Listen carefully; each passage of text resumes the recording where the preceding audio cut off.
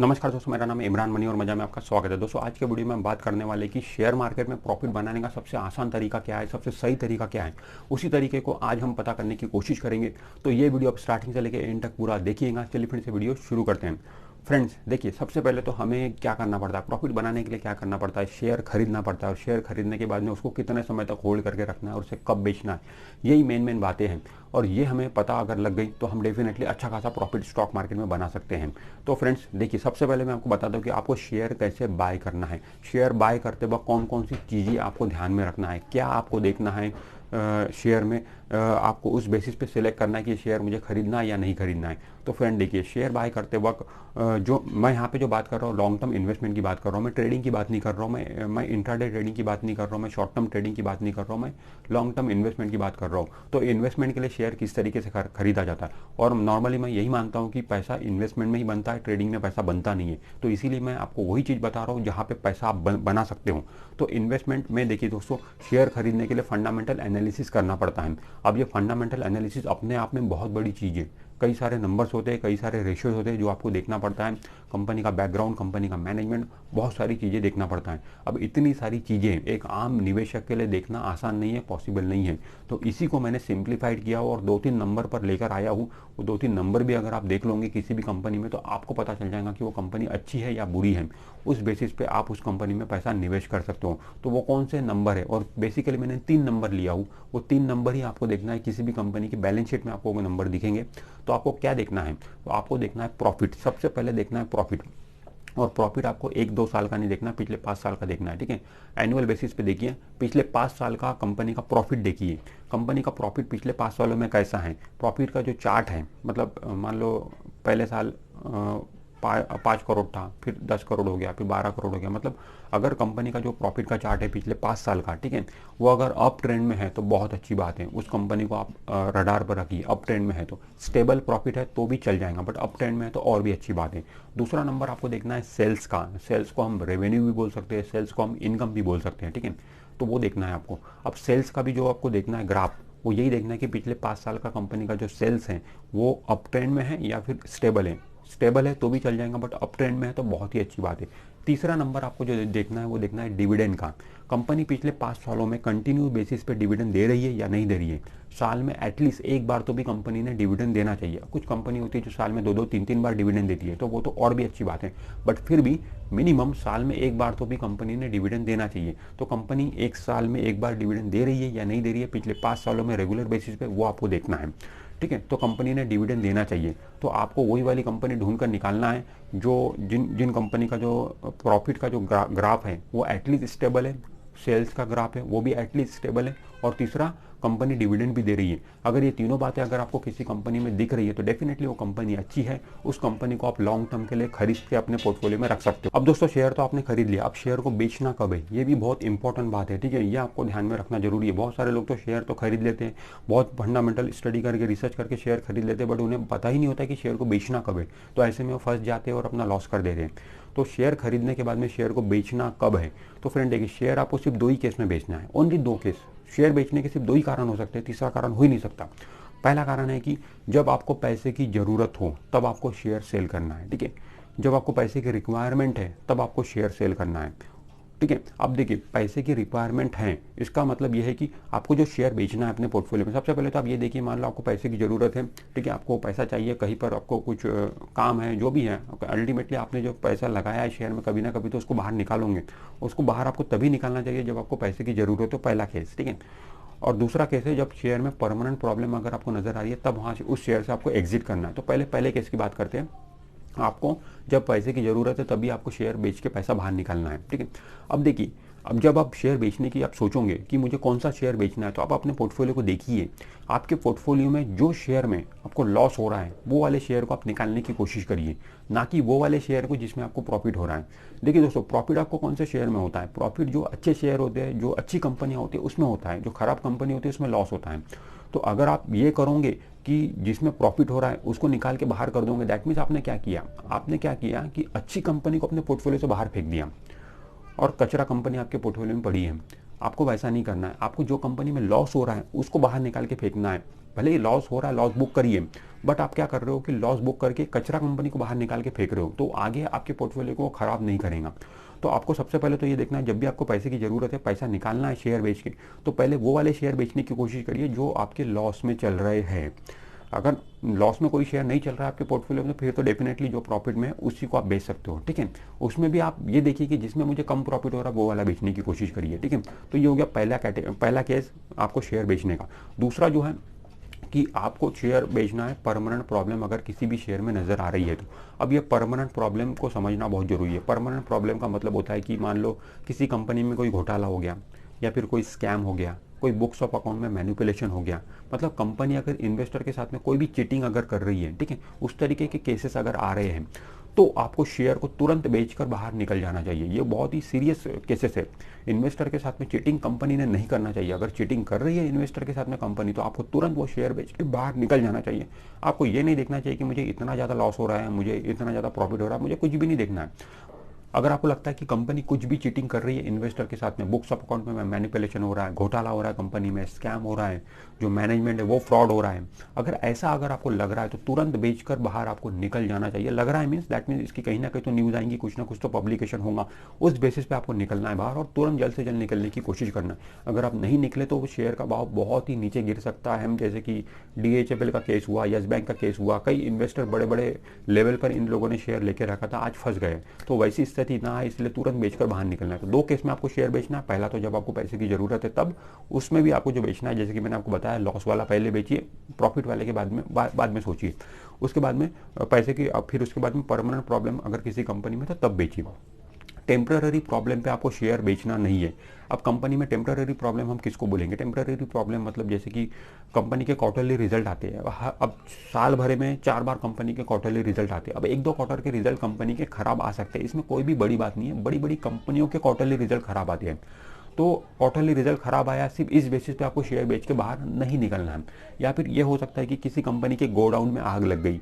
अब आग लगना कोई बड़ी बात नहीं है। स्टॉक मार्केट में बड़ी बड़ी कंपनियां लिस्टेड है, सबका फायर इंश्योरेंस होता है, उन्हें दिक्कत होती नहीं है, ठीक है। थोड़ी देर के लिए कंपनी के शेयर ऊपर नीचे हो सकते हैं, नीचे गिर सकता है फायर लगने की वजह से, बट कंपनी का इंश्योरेंस होता है, फायर इंश्योरेंस होता है, तो सारी चीज़ें रिकवर हो जाती है। तो ये कोई परमानेंट प्रॉब्लम नहीं हुई। इसके अलावा मान लो कि कंपनी के जो मालक हैं, ओनर है, उनकी डेथ हो गई, तो ये भी कोई परमानेंट प्रॉब्लम नहीं है। ये तो नेचुरल है, नोन है, सबको पता है। कंपनी के जितने भी मालिक हैं उनकी कभी ना कभी तो डेथ होने वाली है। तो इसका ये मतलब तो नहीं है कि कंपनी बंद हो जाएंगी, बिल्कुल बंद नहीं होगी। कंपनी उनके डेथ के बाद में भी चलती रहेंगी। जैसे कि रिलायंस इंडस्ट्रीज के जब धीरूभाई अंबानी जी की डेथ हुई थी, तो रिलायंस का शेयर धड़ाम से नीचे गिरा था, लोगों ने पैनिक कर गए थे, शेयर बेच दिए थे, ठीक है। बट वापस से क्या हुआ? मुकेश अंबानी जी ने कंपनी को संभाल लिया, अब सब कुछ ठीक ठाक चल रहा है, रिलायंस अच्छी खासी परफॉर्म कर रही है। तो वो ये होता है, कंपनी के मालिक की डेथ होने के बाद में भी कंपनी अच्छी चलती है, क्योंकि इतने बड़े लेवल पर वो अपनी कंपनी को चलाते हैं, तो ऑलरेडी सारी फील्डिंग वो लगा कर जाते हैं। तो आपको उससे घबराना नहीं है, ठीक है। तो आपको कंपनी में अगर परमानेंट प्रॉब्लम है तो बेचिए शेयर, पैसे की जरूरत है तो बेचिए शेयर, इसके अलावा आपको शेयर बेचने की जरूरत नहीं है। अब दोस्तों, ये सब चीज़ें करने के लिए आपको कुछ बातों का ध्यान रखना पड़ेगा। मतलब ये सारी चीज़ें आप कैसे करोगे, ठीक है। तो जैसे कि मैंने आपको बताया कि आपको कंपनी का सेल्स देखना है, कंपनी का प्रॉफिट देखना है, डिविडेंड देखना है, तो ये सारी चीज़ें आप कहाँ से देखोगे? तो इसके लिए आप 2 वेबसाइट रेफर कर सकते हो। पहली है BSEindia.com की वेबसाइट, दूसरी है मनी कंट्रोल वेबसाइट, ठीक है, moneycontrol.com वेबसाइट। ये दोनों वेबसाइट पे आपको सारी डिटेल्स कंपनी के बारे में मिल जाएंगी। सारी जन्म कुंडली आपको कंपनी के बारे में मिल जाएगी, पूरी बैलेंस शीट आप देख सकते हो कंपनी के पिछले 5-10 साल की, ठीक है। तो आराम से आप वहाँ पे देखिए कंपनी का प्रॉफिट कैसा है, सेल्स कैसा है, डिविडेंड कंपनी किस बेसिस पे दे रही है, कैसा दे रही है, ठीक है। तो उस हिसाब से आप यहाँ पे एनालिसिस कर सकते हो, ठीक। और दोस्तों, दूसरी बात, अपने पोर्टफोलियो को डाइवर्सिफाइड रखिए। ये नहीं कि सिर्फ एक ही सेक्टर के आप शेयर खरीदते जा रहे हो अपने पोर्टफोलियो में, सिर्फ FMCG के ही शेयर ले रहे हो, या फिर सिर्फ बैंकिंग के ही शेयर ले रहे हो, या सिर्फ ऑटो के ही शेयर ले रहे हो। ऐसा नहीं करना है। आपको हर एक सेक्टर के शेयर अपने पोर्टफोलियो में भरना है, क्योंकि होता क्या है दोस्तों, हर एक सेक्टर की अपनी एक साइकिल आती है। कभी ऑटो अच्छा करता है, कभी बैंकिंग अच्छा करता है, कभी FMCG अच्छा करता है, ठीक है। तो हर सेक्टर की अपनी एक साइकिल आती है। अगर आपके पास में हर सेक्टर के शेयर रहेंगे तो आपको हर वक्त फायदा मिलते रहेगा। और डाइवर्सिफाइड अगर आप पोर्टफोलियो रखोगे अपना, तो कहीं ना कहीं आपने अपने जो रिस्क है उसको भी आप मिनिमाइज करते हो। अगर मान लो आपके पास में सिर्फ लिकर कंपनी के ही शेयर है, सिर्फ दारू वाले ही शेयर है, और कल अगर गवर्नमेंट ये बोलती है, ठीक है, कि कल से दारू बिकना इंडिया में बंद, वाइन बिकना इंडिया में बंद, लिकर बिकना इंडिया में बंद, तो ऐसे में आपके शेयर धड़ाम से नीचे गिर जाएंगे, आपका पोर्टफोलियो बिल्कुल जीरो पर आ जाएगा। तो इसीलिए ऐसा नहीं होना चाहिए। इसीलिए आपके पोर्टफोलियो में अगर डाइवर्सिफाइड शेयर रहेंगे तो अब सारे के सारे सेक्टर एक साथ तो नहीं गिरेंगे, ठीक है, कभी कोई सेक्टर गिरता है, कभी कोई चढ़ता है। तो ऐसे में अगर डाइवर्सिफाइड रहेगा तो इससे क्या है कि आपका रिस्क जो है मिनिमाइज होता है। इसीलिए हर सेक्टर के शेयर अपने पोर्टफोलियो में आप रखिए। इसके अलावा दोस्तों किसी की भी टिप्स आपको फॉलो नहीं करना है, ठीक है, किसी की भी टिप्स के बेसिस पे आपको शेयर नहीं खरीदना, आपको खुद का दिमाग लगा कर ही शेयर खरीदना है, खुद की स्टडी कर ही शेयर खरीदना है। आप नॉलेज लेने के लिए हर किसी को सुन सकते हो, हर किसी को देख सकते हो, टीवी देख सकते हो, बिजनेस न्यूज चैनल देख सकते हो, एनालिस्ट को सुन सकते हो, एक्सपर्ट को सुन सकते हो, बट आपको इनसे नॉलेज लेना है, ना कि इनकी टिप्स के बेसिस पे शेयर खरीदना है, ठीक है। तो न्यूज़पेपर पढ़िए, बिजनेस न्यूज चैनल, वहाँ से आपको नॉलेज मिलेगा। नॉलेज लेने के लिए आप हर चीज़ करिए, हर चीज़ करिए, पर जब शेयर खरीदने की बात है तो खुद का दिमाग लगाकर, खुद की स्टडी कर खुद की रिसर्च कर ही शेयर आपको खरीदना है, तभी आप प्रॉफिट बना सकते हो। एक्सपर्ट लोगों की एडवाइस पर, एक्सपर्ट लोगों की टिप्स पर अगर आप शेयर खरीदोगे तो आप प्रॉफिट नहीं बना सकते हो। एक दो बार प्रॉफिट बना लोगे, हर बार प्रॉफिट नहीं बना सकते हो। अगर प्रॉफिट बना भी लोगे तो उस लेवल का प्रॉफिट आप नहीं बना सकते जो आप खुद की स्टडी करके बना सकते हो। तो इसीलिए आपको खुद की स्टडी जरूरी है शेयर खरीदते वक्त। इसके अलावा दोस्तों मार्केट को कभी भी हमें टाइम नहीं करना चाहिए। मार्केट टाइम करने का मतलब यह है कि अगर आपको अभी लग रहा है कि मार्केट टॉप पर है, मैं अभी पैसा निवेश नहीं कर सकता हूँ, मार्केट जब नीचे गिरेगा तब मैं पैसा लगाऊंगा, तो ऐसा आपको बिल्कुल नहीं सोचना है। मार्केट का टॉप और बॉटम किसी को भी नहीं पता है, हर लेवल पर पैसा आपको लगाना चाहिए। मार्केट हमेशा चलता रहेगा, मार्केट हमेशा बढ़ता रहेगा, अप डाउन तो मार्केट का नियम है, वो तो होता रहेगा, ठीक है। उसमें आपको फंसना नहीं है कि मार्केट नीचे है। तो देखिए आप कोई एक्सपर्ट नहीं हो इसके, आपको ज्योतिष नहीं हो कि ये बॉटम ही है, बस यहाँ से अब मार्केट ऊपर ही जाएगा, या फिर ये टॉप ही है, अब यहाँ से अब मार्केट नीचे ही आएगा। ऐसा कोई भी ज्योतिष नहीं है, पूरी दुनिया में नहीं है ऐसा कोई ज्योतिष। देखिए वॉरेन बफेट जी, इन्होंने स्टॉक मार्केट से इतना पैसा कमाया, राकेश झुनझुनवाला जी, इन्होंने स्टॉक मार्केट से इतना पैसा कमाया, बट इन्हें भी स्टॉक मार्केट का टॉप और बॉटम नहीं पता है। अगर पता होता तो उनकी जो बाइंग प्राइस है हमेशा बॉटम पे ही होती है और जो सेलिंग प्राइस है हमेशा टॉप पर ही होती है, बट वैसा नहीं है। इन्होंने भी ऐसे कई कई शेयर खरीदे जो कंपनियां बंद हो गई, जो कंपनियां डूब गई, बट इन्होंने कुछ ऐसी क्वालिटी कंपनियों के शेयर खरीदे जिन्होंने इनको इतनी ज़्यादा वेल्थ बना के दी। तो कहने का मतलब वही है कि आपको भी आपका पोर्टफोलियो डाइवर्सिफाइड रखना है। मार्केट को तो टाइम नहीं करना है, हर लेवल पे आपको पैसा लगाते जाना है। इसके अलावा अपने पोर्टफोलियो को डाइवर्सिफाइड रखिए। 10 शेयर अगर आप ढूंढ कर निकालोगे अच्छा फंडामेंटली साउंड, तो उसमें एक दो खराब निकलने ही वाले हैं। इसीलिए आपको पोर्टफोलियो को डाइवर्सिफाइड रखिए, नंबर ऑफ शेयर अपने पोर्टफोलियो में रखिए। और दोस्तों हमेशा अपने पोर्टफोलियो के बारे में अपडेट रहिए। आपके पोर्टफोलियो में जो जो शेयर हैं उनको सिर्फ एक बार खरीद लिए तो खरीद कर आपको भूल नहीं जाना है। आपको हमेशा अपडेट रहना है कि आपके जो पोर्टफोलियो में शेयर है वो किस तरीके से परफॉर्म कर रहे हैं, किस में कितना रिटर्न बन रहा है, किस में क्या न्यूज़ है, ये सारी चीज़ें आपको देखते रहना। अब ये कैसे देखोगे, ये देखने के लिए सिंपल आप बिजनेस न्यूज चैनल देख सकते हो। उनकी जो हेडलाइन होती है, अगर वो हेडलाइन भी अगर आप देख लोगे ना तो आपका काम चल जाएगा।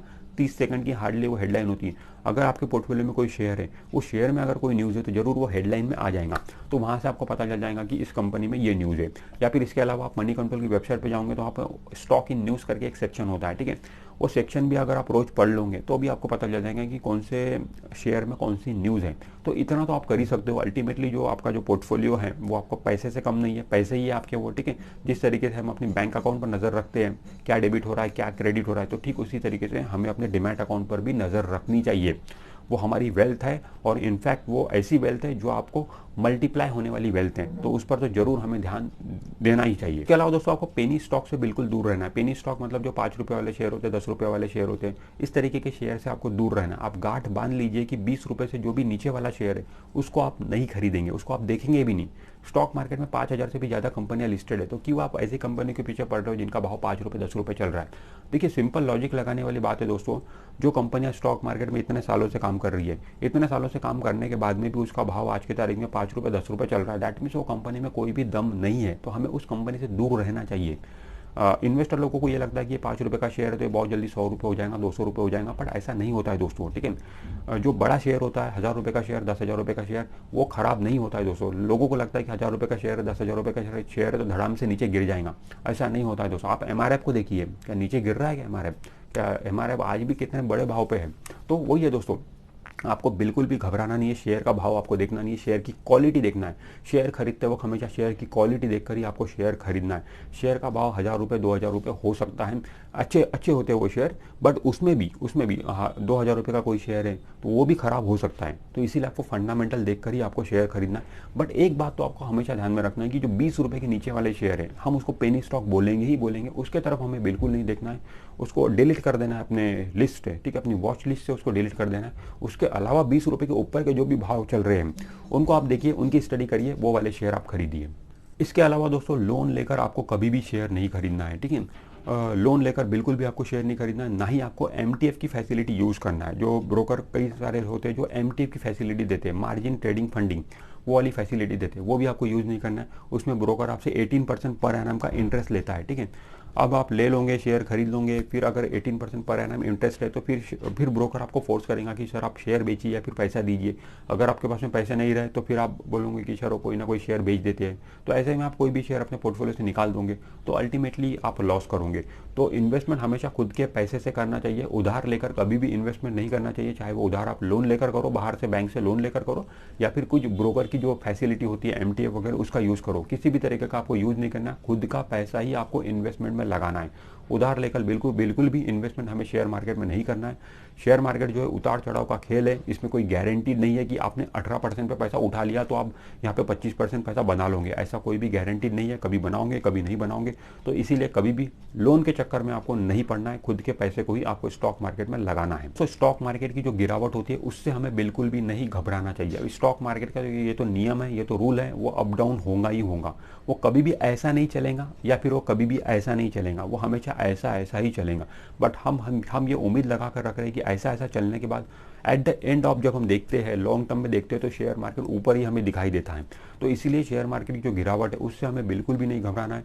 अगर आपको मौका मिलता है बहुत ज़्यादा, अगर शेयर मार्केट गिर गया, ठीक है, पैनिक होकर 10% 15% गिर गया, जैसे कि लास्ट ईयर हुआ था जब कोरोना वायरस आया था, ठीक है, लॉकडाउन लगा था, उस समय मार्केट आधा हो गया था, 50,000 का सेंसेक्स 25,000 हो गया था। तो एक ऐसी अपॉर्चुनिटी होती है उस समय, अगर आपके पास में पैसा है, सबसे पहले तो आपको पैनिक करके शेयर बेचना नहीं है। इसी केस में कि सेंसेक्स 50,000 का सेंसेक्स 25,000 हो गया, पैनिक करके बेचना नहीं है, पहली बात। तो दूसरी बात, अगर आपके पास में पैसा है, एडिशनल पैसा है, अगर आप लगा सकते हो तो वो अच्छे शेयर में आप एवरेजिंग कर सकते हो उस टाइम पर भी, ठीक है। ये एक स्मार्ट टाइप का इन्वेस्टमेंट होता है, ठीक है। इस तरीके के निवेशक हालांकि बहुत कम होते हैं, बट जो होते हैं वो पैसा बनाते हैं। तो इसीलिए आपको हमेशा ध्यान रखना, अगर ऐसी अपॉर्चुनिटी आपको मिल रही है जहाँ पे बहुत ही तेजी से मार्केट नीचे गिर गया, तो उसको आप लपक सकते हो और वहाँ पे एवरेजिंग कर सकते हो, ठीक है।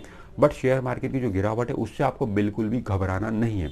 तो फ्रेंड्स, आज के वीडियो में इतना ही। अगर ये वीडियो आपको अच्छा लगा है तो वीडियो को लाइक जरूर कर दीजिए, और आपने अभी तक हमारे चैनल को सब्सक्राइब नहीं किया है तो हमारे चैनल को सब्सक्राइब करके बेल आइकॉन जरूर प्रेस कर दीजिए। मैं मिलता हूँ आपसे नेक्स्ट वीडियो में, तब तक के लिए बाय बाय।